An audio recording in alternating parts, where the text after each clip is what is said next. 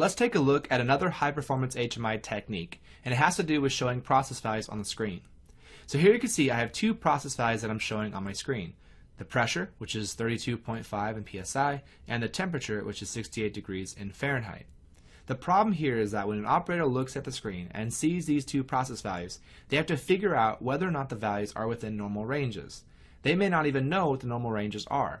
So an operator may think everything is running normally just by looking at the screen. So rather than just showing the process value, we need to give the operator a sense of what those ranges are. We can do that with the moving analog indicator component, which can be found under the display tab of the component palette. When you bring it onto the window, the first thing you do is link it to the exact same process value. So here in my case, I want to link this first one to my pressure tag. So I'm going to drag the pressure tag onto the component or down to the process value property here. The process value property is the arrow here on the left-hand side that's going to move for where that value actually is right now. Then we have a bunch of other properties here, which are all the different ranges for this component. So starting with the top one, the overall low and high, which is the low would be at the very bottom, of course the high would be at the top. In my case, which is 0, and then the high is 40. As you can see, once you start changing these, the component will update for you. Then down below, we have the desired low and high. This is the actual normal operating range that we want that value to be inside of. So in my case, my normal is between 18 and let's say 24 here. You can see this little blue area, that is letting us know the normal range. Then we have high alarms, high alarms, high interlocks. We have low alarms, low alarms, and low interlocks. Let's just say my high alarm is going to be there when the value is greater than 30, and the high is when it's greater than or equal to 35. Let's say the low is when it's less than 5, and the low is when it's less than or equal to 10. So now you can see I have a bunch of boxes here on the component letting me know these different ranges. There's also a set point value, which could be the the value that you want it to be all the time. Let's say I want mine to be 21 degrees or for PSI, and you can see the little triangle inside of it letting us know where that set point value is.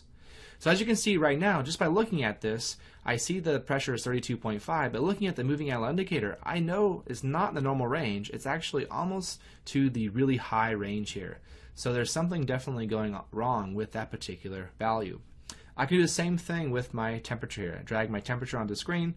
I'm going to take the temperature tag, drag it down to the process value, and then I'm going to update all the other values. Maybe my range here is 32 up to 120. My desired low and high in this case is, let's say it's 50 here to 80 degrees. Then my high is 100, and my high is 105. And then my low down here is 30, and my low is 30, and my low alarm is 35. So now you can see with this one that certainly I'm in the normal operating range here. It's in the blue area. Now with these properties, you can certainly leave them blank if you don't want to use them, and at the very bottom you can actually change what those colors are. But you'll notice the difference between these two here, and that the first one is actually showing us color, yellow, letting us know that it's in that state. It's a warning state here. It's about to go to the high. So it only shows color when something is going on here.